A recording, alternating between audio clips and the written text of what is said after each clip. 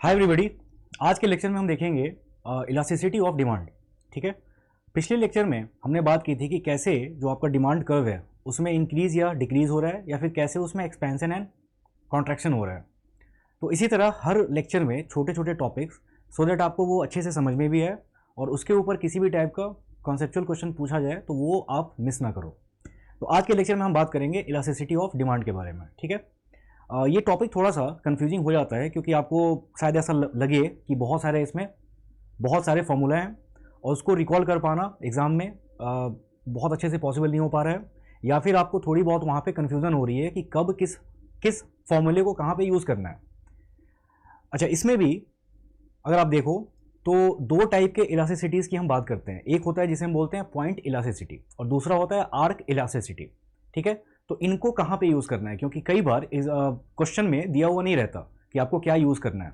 ठीक है, तो वहाँ पे कन्फ्यूज़न हो सकती है कि आपको दोनों में से कौन सा यूज़ करना है। राइट, तो ये सब पे हम बात करेंगे और किस केस में इलास्टिसिटी 0 है, किस केस में 1 है, किस केस में इन्फिनिटी है। राइट, तो ऐसे ऐसे टर्म्स आपको ऐसे एग्जाम्पल्स अच्छे से समझ में आने चाहिए और ये आपको याद होने चाहिए ताकि आपको वहाँ पर सोचने में ज़्यादा टाइम ना लगे। राइट, तो बहुत बेसिक लेवल से हम स्टार्ट करेंगे कि सबसे पहले इलास्टिसिटी होता क्या है।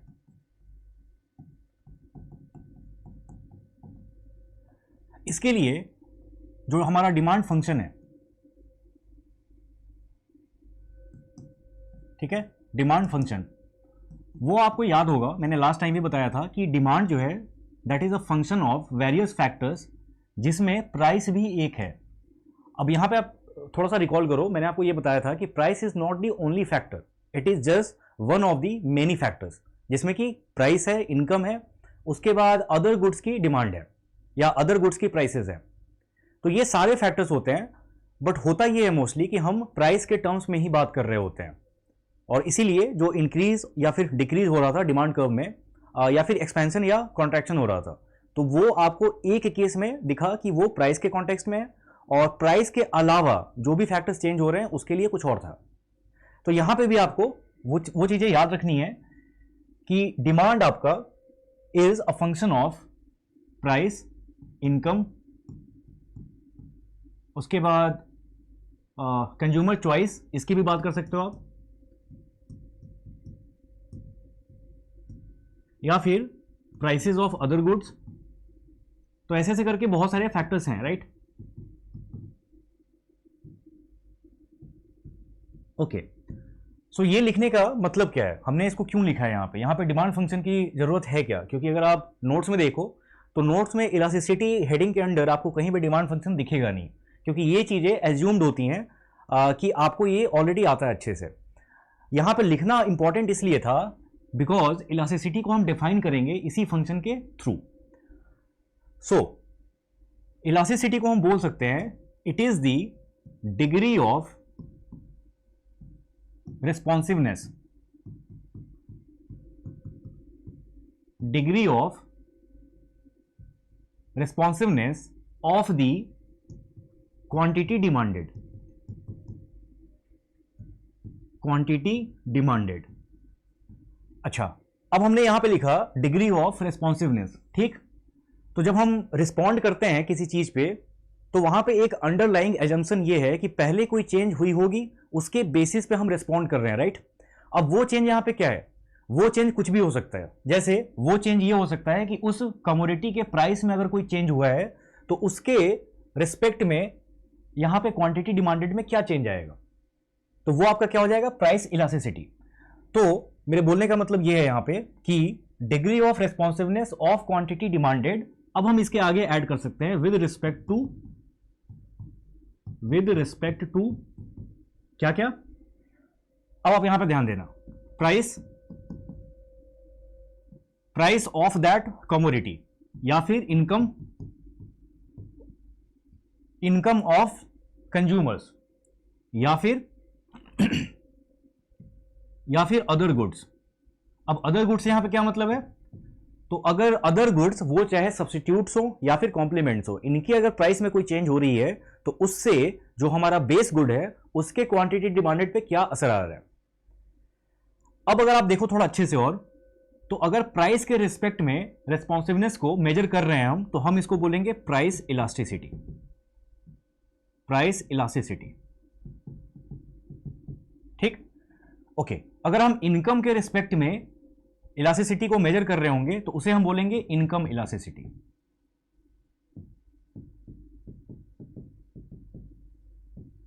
और ये सारा कुछ मैं इसलिए बता रहा हूं क्योंकि आपको फॉर्मूला अब याद नहीं करना, आपको बस एक फॉर्मेट अपने दिमाग में रखना है एंड उसी के थ्रू आप सारे फॉर्मूला खुद से बना लोगे।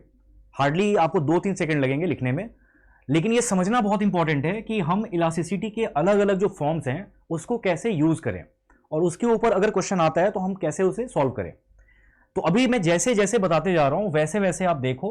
अच्छा ये होगा कि आप एक बार नोट्स में पहले रीड कर लो अच्छे से। अगर आप वीडियो देखना स्टार्ट कर दिया आपने तो एक बार वीडियो को पॉज करके आप पहले नोट्स में जाके उसको रीड करो एक बार।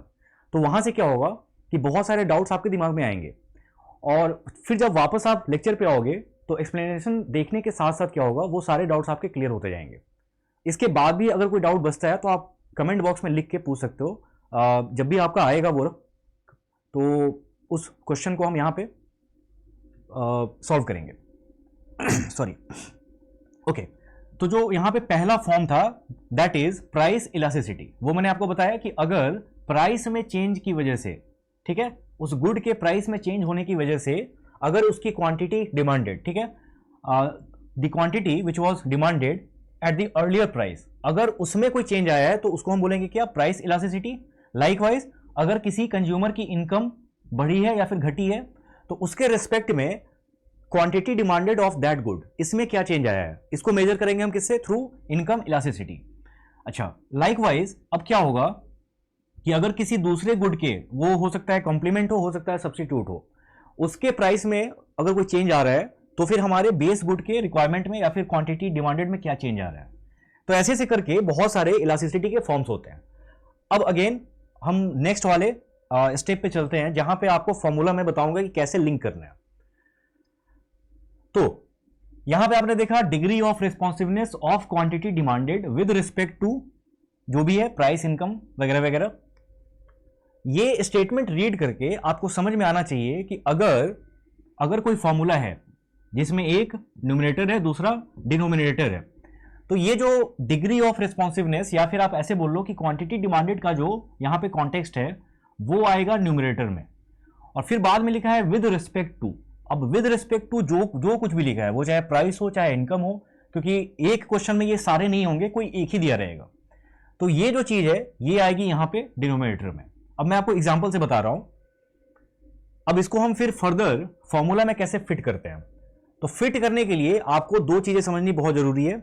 एक होता है जिसको हम बोलते हैं पॉइंट इलास्टिसिटी और दूसरे को हम बोलते हैं आर्क इलास्टिसिटी। इन दोनों को समझना बहुत इंपॉर्टेंट है बिकॉज जब आप वहां पे फॉर्मूला लिखेंगे इनके बारे में क्लैरिटी बहुत जरूरी है, क्योंकि इनके फॉर्मूलाज थोड़े से अलग हैं एक दूसरे से।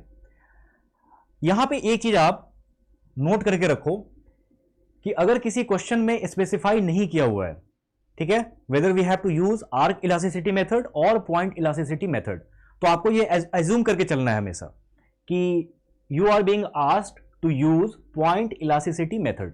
ये चीज आपको एज्यूम करके चलना है हर केस में। अगर वो आपसे आर्क इलास्टिसिटी निकलवाना चाह रहे हैं तो वो मेंशन करेंगे, अगर वो मेंशन नहीं कर रहे तो आपको एज्यूम करना है हर केस में कि मुझे पॉइंट इलास्टिसिटी वाले फॉर्मूला को यूज करके इसका आंसर निकालना है।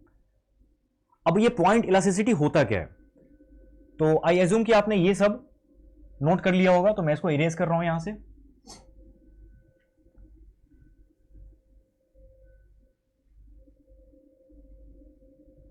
अब इनके मीनिंग को समझना कि पॉइंट इलास्टिसिटी और आर्क इलास्टिसिटी है क्या। तो मैं पहले कोई डिमांड कर्व ड्रॉ करता हूं, ठीक, ऐसे मैंने ड्रॉ कर दिया और आपको पता है यहां पे एक्स एक्सिस पे क्वांटिटी लिखी जाती है और वाई एक्सिस डिनोट करता है किसी गुड के प्राइस को, ठीक। तो अगर प्राइस इंक्रीज हो रही है, ठीक है, प्राइस इंक्रीज हो रही है तो उसके हिसाब से आप देख सकते हो कि क्वांटिटी यहां पे डिक्रीज हो रही है, मतलब this curve follows the law of demand. यहां तक हमारा सही है। अच्छा, मान लो यहां पे प्राइस है P1,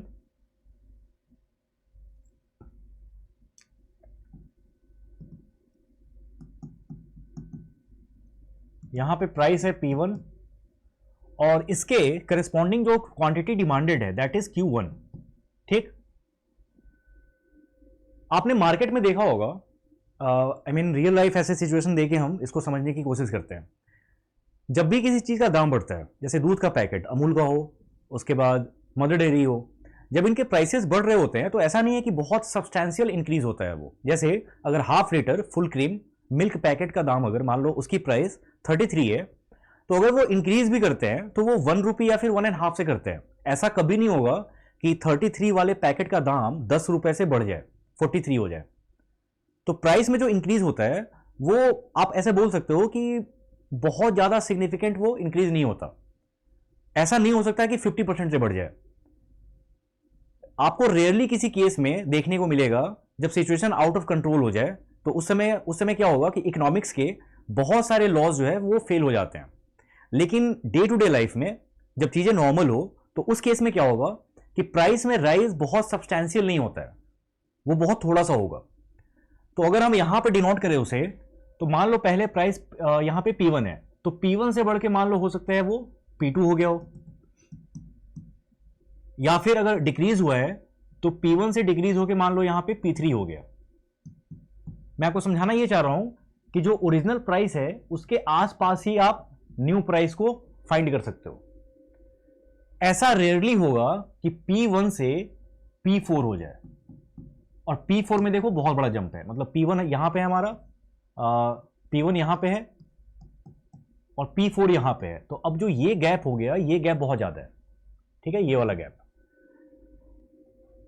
और ये दो मैंने आपको केसेस यहां पे इसलिए दिए हैं क्योंकि इसी से हम दोनों में डिफरेंस को फाइंड आउट करेंगे कि पॉइंट इलास्टिसिटी क्या है, आर्क इलास्टिसिटी क्या है। तो जब डिफरेंस बहुत मिनिमल हो, बहुत कम हो, उस केस में हम यूज करते हैं पॉइंट इलास्टिसिटी।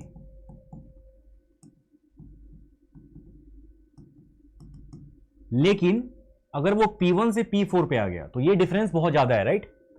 अब कितने डिफरेंस को हम कंसीडर करेंगे कि वो बहुत ज्यादा है, क्योंकि ये चीज सब्जेक्टिव हो जाएगी। अब मान लो किसी चीज का दाम अगर 2 रुपए है, अगर 2 रुपए से बढ़ के वो 3 रुपए हो गया, तो यहां पे अगर हम परसेंटेज में बात करें so this is 50% increase, right. अब अगर हम परसेंटेज में देखेंगे तो 50% हमें बहुत ज्यादा दिखेगा, लेकिन अगर हम सिर्फ एब्सोल्यूट अमाउंट की बात करें तो 1 रुपए का इंक्रीज हुआ है, राइट। 1 रुपए बहुत ज्यादा नहीं है, लेकिन हम परसेंटेज के टर्म्स में देखें तो ये बहुत ज्यादा हो गया। तो ये चीजें थोड़ी सब्जेक्टिव होती हैं कि कितने इंक्रीज को हम बोलेंगे कि ये सिग्निफिकेंट है। दैट्स वाई मैंने आपको बताया पहले ही कि whenever they expect you to use arc elasticity method, they will always mention it. बिना मेंशन किए वो आपसे नहीं निकलवाएंगे। और अगर कुछ मेंशन नहीं हुआ है तो आपको ये एज्यूम करना है कि अभी सिचुएशन नॉर्मल है और जो इंक्रीज है वो सिग्निफिकेंट नहीं है, या फिर जो प्राइस में डिक्रीज है वो वहां पे सिग्निफिकेंट नहीं है। सो इसीलिए ये आपको याद रखना है। इसको चाहो तो लिख लो कि जब कुछ ना लिखा हो तो आपको हमेशा पॉइंट इलास्टिसिटी मेथड यूज करना है। और अगर ये लिखा हो कीवर्ड के फॉर्म में भी कि प्राइस में राइज या फिर प्राइस जो है वो डिक्रीज हुई है बाय अ सिग्निफिकेंट अमाउंट, कुछ ऐसे वर्ड्स अगर मेंशन हुए हैं, तब आपको यूज करना होगा आर्क इलास्टिसिटी। अब आते हैं फॉर्मूला पे। अब वो वाला पिछला वाला पार्ट मैंने इरेज कर दिया है, बट आपको याद होगा कि हम डिग्री ऑफ रेस्पॉन्सिवनेस मेजर कर रहे थे of quantity demanded with respect to the increase और डिक्रीज इन प्राइस। सो मान लो कि पहले प्राइस P1 था, उस पर क्वांटिटी डिमांडेड वाज Q1। जो दूसरी प्राइस हो गई, मतलब प्राइस में जब चेंज हुआ है तो प्राइस हो गई P2 और उसके रिस्पेक्ट में क्वांटिटी डिमांडेड है Q2। तो इस दोनों इंफॉर्मेशन को यूज करके फिर हम पॉइंट इलास्टिसिटी पे कैसे आएंगे, तो उसके लिए हमें यहां पे लिखना होगा। अगर मैं इसको पहले वर्ड में लिखूं तो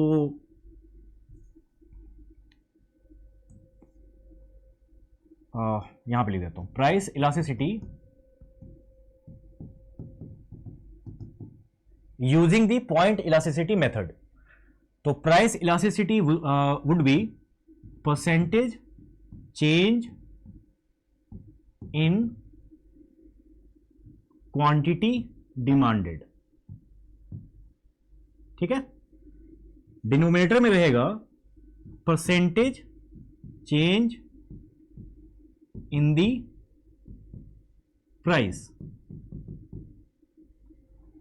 ओके, अब हम इसको फिट कैसे करें फिर? परसेंटेज हम कैसे निकालते हैं? अगर यहां पे बात हो रही है percentage change in quantity demanded, right, तो इसको हम कैसे लिखेंगे? Q2 माइनस Q1, क्योंकि जो चेंज है वो आपका नए वाले अमाउंट से, नए वाले क्वांटिटी से आप सब्सट्रैक्ट करोगे पुराने वाले क्वांटिटी को, ठीक। डिनोमिनेटर में आ जाएगा initial quantity that is Q1।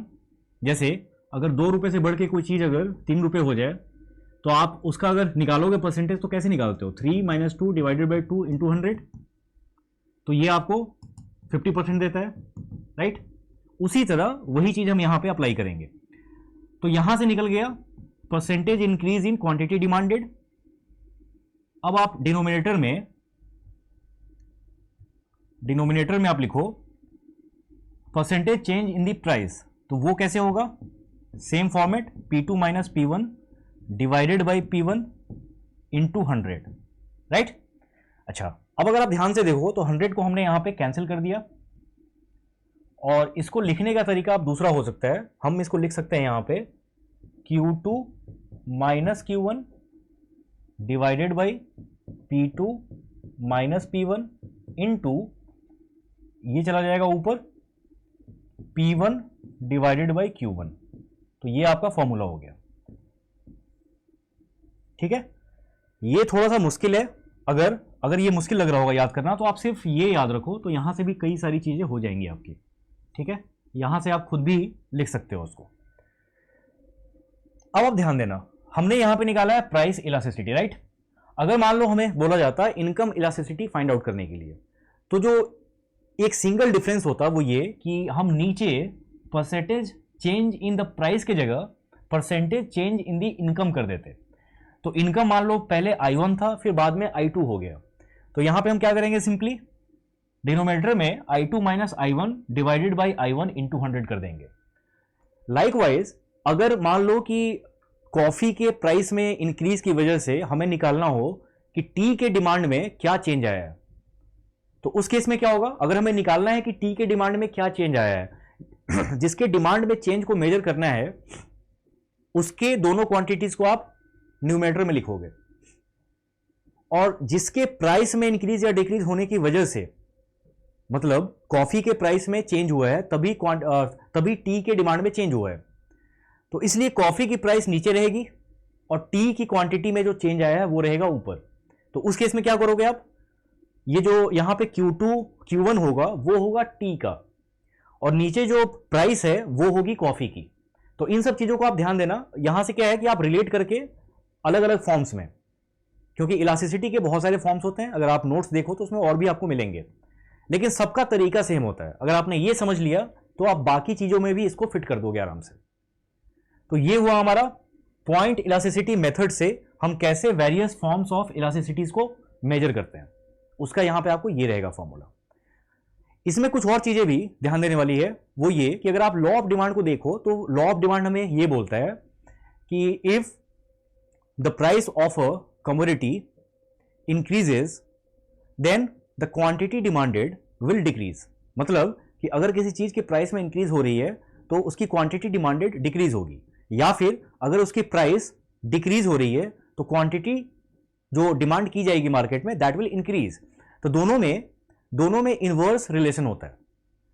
अब अगर दोनों में इनवर्स रिलेशन है तो आप यहां पे ध्यान से देखना कि मैंने लिखा Q2 माइनस Q1, तो सपोज कि एक ऐसी कोई केस है जिसमें प्राइस में राइज हुआ है, प्राइस में इंक्रीज हुआ है, तो अगर प्राइस में इंक्रीज हुआ है तो P2 माइनस P1 ये तो रहेगा पॉजिटिव, लेकिन प्राइस में इंक्रीज होने से क्वांटिटी घट जाती है, मतलब जो नई वाली क्वांटिटी है that will be smaller than the initial quantity, meaning Q2 will be less than Q1. So if you calculate Q2 minus Q1, it will give you a negative figure or negative number. तो ऊपर numerator में negative है, denominator में positive है। कई बार ऐसा होगा कि प्राइस डिक्रीज हो रही होगी, तो अगर प्राइस डिक्रीज हो रही है तो उस केस में क्या होगा? P2 माइनस P1 नेगेटिव होगा, लेकिन प्राइस जब डिक्रीज होती है तो उस समय क्वांटिटी डिमांडेड वो बढ़ जाती है, तो उस केस में Q2 माइनस Q1 पॉजिटिव होगा। तो यानी या तो प्राइस बढ़ रही हो या फिर प्राइस घट रही हो, जो नेट इफेक्ट होगा इसका वो ये होगा कि इलास्टिसिटी आपको निगेटिव नंबर देने वाला है कोई, या फिर कोई निगेटिव आपको फ्रैक्शन देने वाला है। अब इससे हमें यह बात समझ में आती है कि निगेटिव फ्रैक्शन का मतलब यह होता है कि दोनों इनवर्सली क्या होते हैं, दोनों का रिलेशन आपस में इनवर्स है, मतलब दोनों इनवर्सली प्रोपोर्शनल है। यही चीज लॉ ऑफ डिमांड में बोली जाती है, जो कि यहां से भी प्रूव होता है।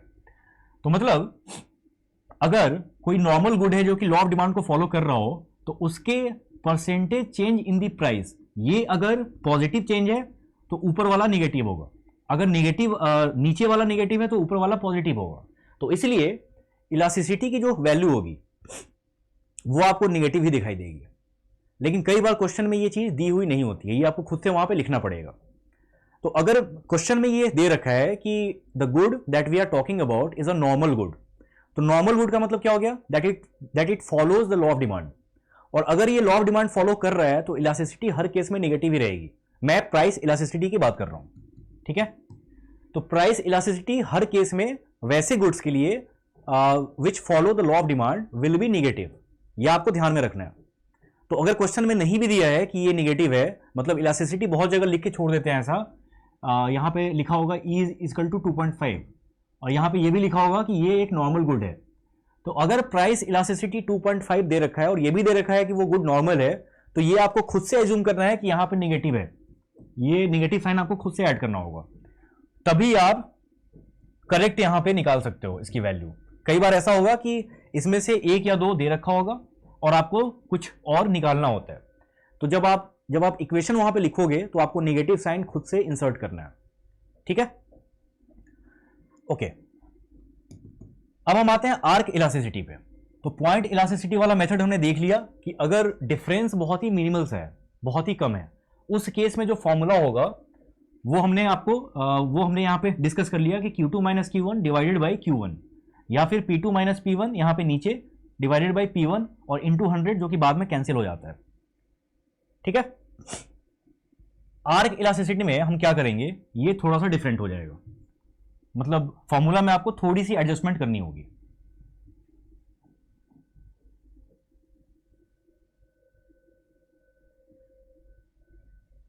अच्छा, अब अगर हम आर्क इलास्टिसिटी की बात करें तो मैंने आपको बताया कि अगर हम P1 से P4 पे आते हैं तो ये डिफरेंस बहुत बड़ा है। इस केस में जो हम प्राइस इलास्टिसिटी निकालेंगे उसका फॉर्मूला आप देख लो,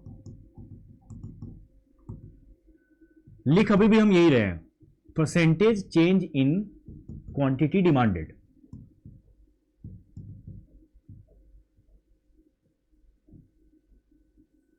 divided by percentage change in price,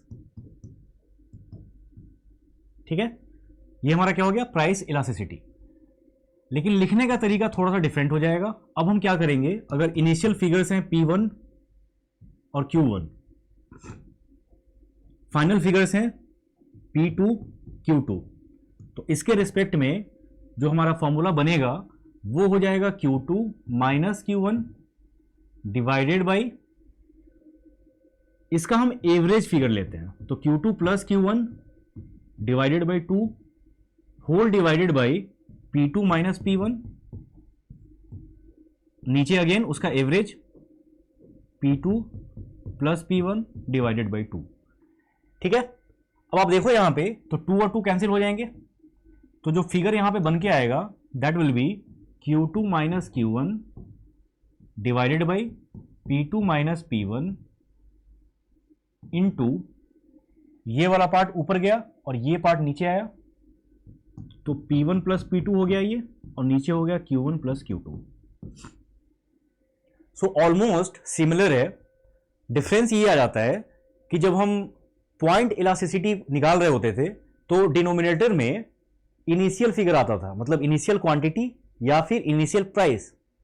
but यहां पे क्या है, इनिशियल प्राइस या इनिशियल क्वांटिटी के जगह पे हम उसकी एवरेज वैल्यू ले रहे हैं, बिकॉज अब डिफरेंस काफी ज्यादा हो गया, तो आप रेफरेंस पॉइंट जो है वो इनिशियल फिगर को नहीं मान सकते, ठीक है। डिफरेंस बहुत ज्यादा है, तो अब हमें इन दोनों के बीच के किसी वैल्यू को रेफरेंस पॉइंट मानना पड़ेगा, जिसके टर्म्स में हम परसेंटेज यहां पे निकाल रहे होंगे। तो ये रेफरेंस पॉइंट फाइंड आउट करने के लिए क्या होगा कि हम उसकी एवरेज वैल्यू लेंगे, क्योंकि जो दोनों वैल्यूज हैं उन दोनों में गैप काफ़ी ज़्यादा है, तो किसी मिडिल ग्राउंड पे हम आने की कोशिश करते हैं। इसी को हम बोलते हैं आर्क इलास्टिसिटी। अब आर्क इसका नाम क्यों पड़ा कि आप देखो, अगर आप यहाँ से यहाँ तक का जो स्पेस है वो अगर कंसिडर करो, वो एक आर्क के फॉर्म में है, इसीलिए इसको हम आर्क इलास्टिसिटी बोलते हैं। ठीक है, सो फॉर्मूला बस थोड़ा सा चेंज होगा, लेकिन चीजें सारी वही रहेंगी। यहां पे भी अगर लॉ ऑफ डिमांड को फॉलो कर रहा है कोई भी गुड जो कि नॉर्मल गुड होगा, तो ये फिगर भी आपको निगेटिव दिखाई देगी, ये फिगर भी आपको निगेटिव दिखाई देगी। चलो ये सब तुमने समझ लिया। अब कुछ कुछ चीजें ऐसी हैं जो आपको एक बार देखनी चाहिए, क्योंकि वहां से भी क्वेश्चंस आ सकते हैं। जैसे कि इलास्टिसिटी किस केस में जीरो होगा, और जिस केस में जीरो है उसका हम डिमांड कर्व कैसे बनाएंगे।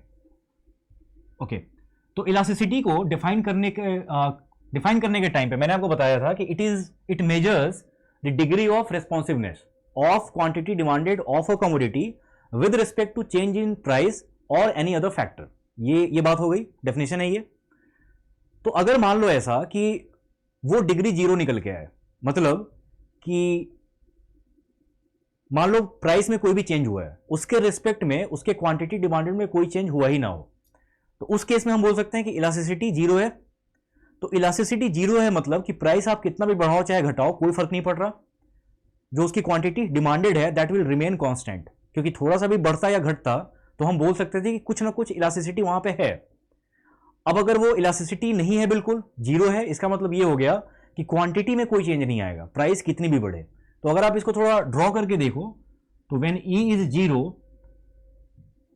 ठीक है, उस केस में ग्राफ कुछ ऐसा होगा। अगर मैं यहां पे क्वांटिटी करूं डिनोट, यहां पे प्राइस करूं, तो ग्राफ यहां पे ऐसा होगा। ठीक है, the graph will be parallel to Y axis या फिर the axis on which price is indicated या फिर price is depicted. So the curve, या फिर हम इसको बोल सकते हैं linear curve. So the linear curve will be parallel to price या फिर वाई एक्सिस। क्यों? आप देखो यहां पे क्वांटिटी ये है, यहां पे कुछ भी क्वांटिटी रही होगी Q1, प्राइस हम बढ़ा रहे हैं या फिर घटा रहे हैं, मतलब कि आप यहां से यहां जाओ या फिर इधर आओ, आपने कुछ भी प्राइस रखा है, जो उसकी क्वांटिटी है वो फिक्स हो गई कि अब इतना ही रहेगा, इससे ना बढ़ेगा ना घटेगा। किस टाइप के गुड्स में आपको ये प्रॉपर्टी देखने को मिल सकती है? जैसे मान लो मेडिसिन है, आई मीन बहुत इसेंशियल मेडिसिन है, उसके बिना आपका काम चलेगा ही नहीं, और उसकी प्राइस कितनी भी बढ़े या घटे, आपको वो हर दिन 2 टैबलेट अगर लेनी है तो लेनी है, वो आपकी प्राइस कितनी भी बढ़ जाए, आप कुछ भी करके मैनेज करोगे और वो मेडिसिन आप लेके आओगे।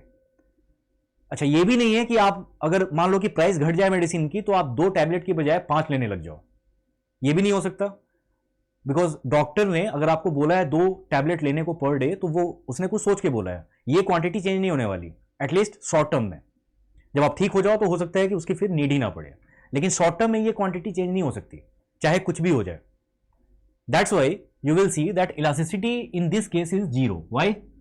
There is no effect या फिर there is no change in the quantity demanded of this particular good, no matter by which amount या फिर by which extent the price is changed.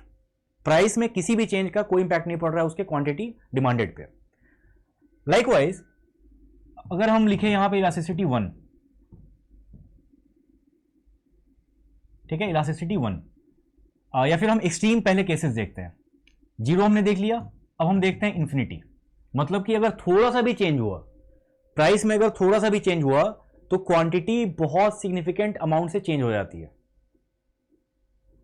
बाद में जो हमारा 4th चैप्टर होगा उसमें आप वेरियस फॉर्म्स ऑफ मार्केट पढ़ोगे, तो मार्केट के फॉर्म्स पे भी डिपेंड करेगा कि इलास्टिसिटी कैसी होगी। तो जो हमने फर्स्ट वाला केस देखा है, इसको आप थोड़ा सा लिंक कर सकते हो मोनोपोली से।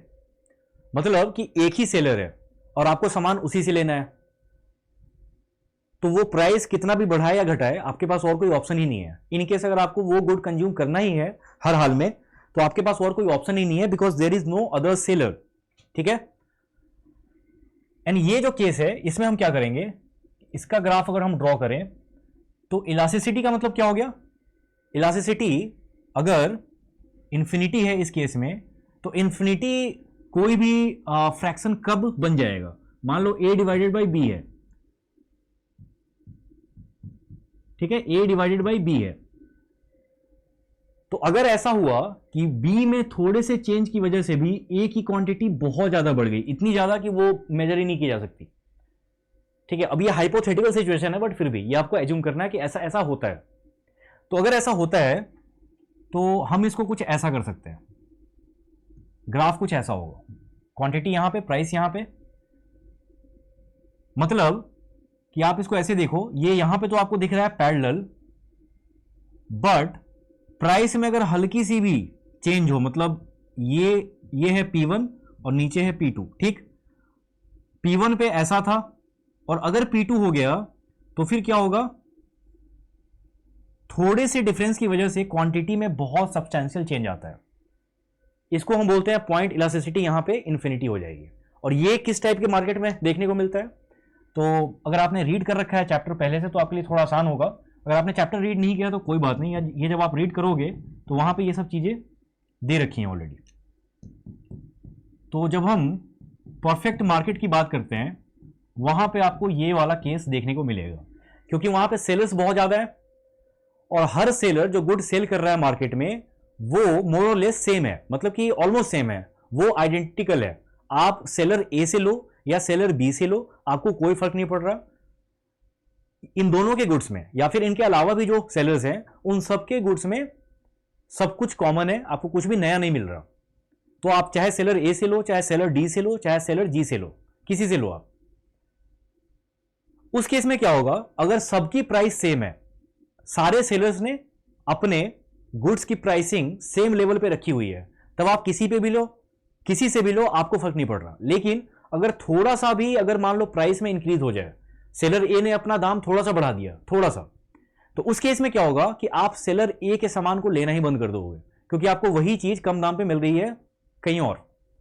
तो इसलिए यहां पे इलास्टिसिटी जो है वो इंफिनिटी हो जाती है।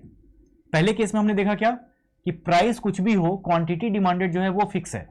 लेकिन इस केस में क्या है कि थोड़ा सा भी डिक्रीज हो रहा है अगर, तो क्वांटिटी यहां से यहां पे आ जा रही है। मतलब प्राइस अगर हल्का सा डिक्रीज हो जाए तो जिस सेलर की पहले कोई सामान नहीं ले रहा था, उस सेलर से अब लोग बहुत ज्यादा क्वांटिटी हो सकता है यहां पे आए, तो इतने क्वांटिटी में सामान लेना स्टार्ट कर देंगे। इसीलिए इसको बोलते हैं हम इन्फिनिटी, यहां पे इलास्टिसिटी हो गई है। अच्छा, अब ऐसे बहुत सारे केसेस बनेंगे, बहुत सारे केसेस ऐसे हैं जिसमें इलास्टिसिटी 1 भी होती है। अब 1 का मतलब क्या हो गया कि जो नॉर्मल डिमांड कर्व है, ठीक है, नॉर्मल अपना डिमांड कर्व है, सो मान लो अगर परसेंटेज इंक्रीज, यहां पे अगर प्राइस में परसेंटेज चेंज इन प्राइस और यहां पे परसेंटेज चेंज इन क्वांटिटी, ठीक। प्राइस में अगर परसेंटेज चेंज हुआ है 5% इंक्रीज या डिक्रीज कुछ भी हो सकता है, उसके रिस्पेक्ट में अगर क्वांटिटी डिमांडेड में भी 5% का चेंज आया है तो हम उसको बोलेंगे कि वो यूनिटरी इलास्टिक है। मतलब कि चेंज जितना हुआ, परसेंटेज चेंज इन प्राइस जितना हुआ है उतना ही हो रहा है percentage change in quantity demanded. तो अगर दोनों वैल्यू सेम होंगी ऊपर नीचे तो उस केस को हम बोलेंगे कि वो यूनिटरी इलास्टिक है। तो E इक्वल टू 1 कब होगा, सॉरी ये यहां पे ये ग्राफ नहीं था, इसका ग्राफ हमारा था ऐसा। अगर E इक्वल टू 1 है तो उसका ग्राफ कुछ आपको ऐसे देखने को मिलेगा, ठीक है। ओके, अब इसमें बहुत सारे और फॉर्म्स हैं, वो आप एक बार देख लेना तो आपको चीज अच्छे से समझ में आ जाएगी। थोड़ा अगर आपको एडजस्टमेंट करना है, ठीक है, तो वो मैं आपको बता देता हूं।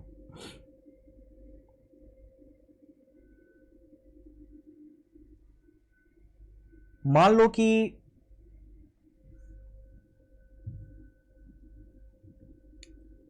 लो मैंने आपको 2 ग्राफ यहां पे बना के दिए, और ग्राफ को समझना इसलिए भी बहुत जरूरी है बिकॉज आप देखो आरबीआई हो चाहे सेबी हो, हर साल इनके ना एग्जाम का लेवल बढ़ता जा रहा है, ठीक है।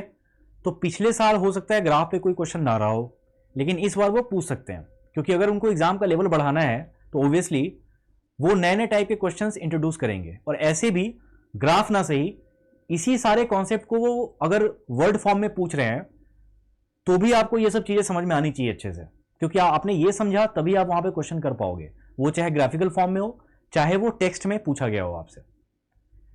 ओके, मैंने यहां पे दो ग्राफ ड्रॉ किए, दोनों ग्राफ के नेचर को आप ध्यान से देखना थोड़ा। एक ग्राफ ऐसा है जिसमें कि स्लोप आपको कुछ ऐसा दिख रहा होगा, बहुत स्लैंटेड है, ठीक। दूसरा ऐसा है, अरे सॉरी, दूसरा ऐसा है।